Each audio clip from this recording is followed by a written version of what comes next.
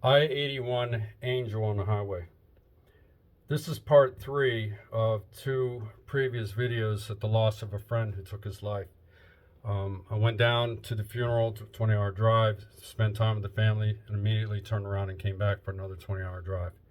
I was coming home on I-81, just crossed over the border of Virginia, and I stopped at the rest area at 6 in the morning, went to sleep in my car for about 3 hours.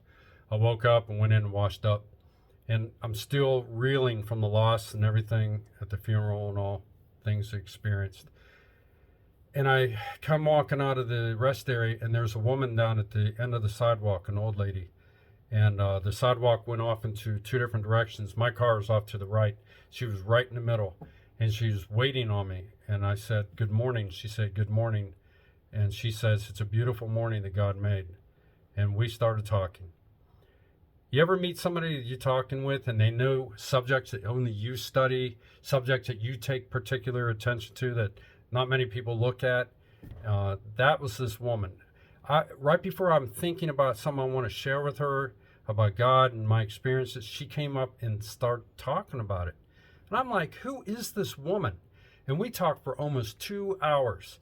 And at the end of the 2 hours, 3 robins came flying down. They landed on the ground. It's just at the beginning of spring. And she turned to me and she said, "You know, God talks in threes, and I believe that's a message. He's here right now, sending those 3 robins." And I'm like, I told her, I was about to say the same thing. And I'm like, who are you? And I said, "Are you a Christian?" She said, "No." And I asked her, "Would you like to receive Christ?" And she said, "Not right now." And I said, "I just want to make sure I didn't miss anything." She said, "Okay." And I hugged her and I said goodbye. She got in her car and she took off.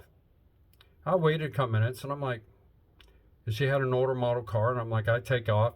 I went 30 miles. I kind of went a little bit faster. I wanted to see where she was. I couldn't find her.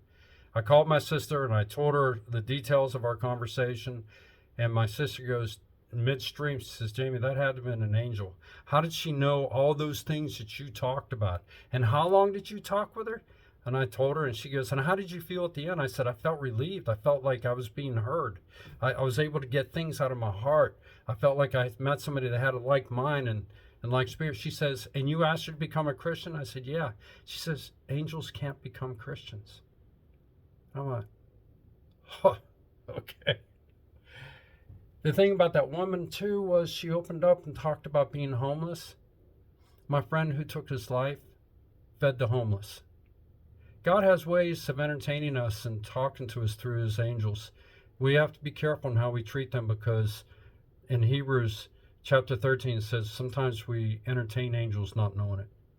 So God be with you, and I hope this helps. Have a good day.